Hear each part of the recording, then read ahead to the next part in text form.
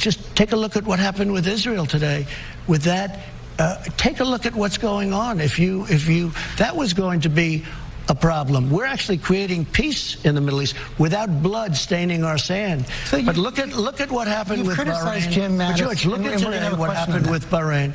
Look at what, well, a guy like Jim Mattis would have disagreed with the way I went about it, and I've turned out to be correct. Tom Friedman of the New York Times wrote incredible glowing articles last week about this incredible thing that I've been able to do in the Middle East. A guy like Jim Mattis could have never done it because they were all doing it the old-fashioned way. They were going in the wrong outlets and the wrong doors.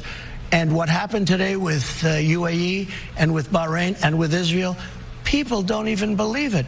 And George, as sure as you're sitting there, I have numerous other countries in that region that are going to be signing very soon also. You'll have peace in the Middle East.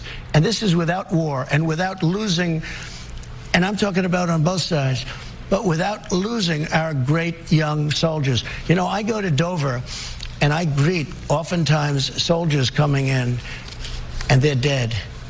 And there's no sadder thing than to sit with a widow or a mother and watch these big, massive cargo planes, and that back opens up, and these incredible Marines are walking off a casket, and they were killed in the Middle East, and in many ways, nobody even knows why. Going there was the worst decision in the history of our country.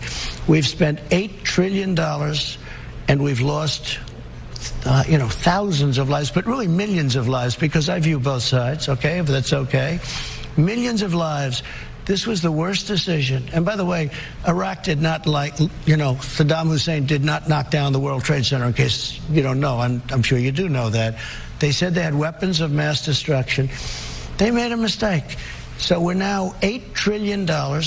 We've been in there for 20 years, almost 20 years. In Afghanistan, I guess it's getting very close to that. It's over 19. And we're bringing our soldiers back home.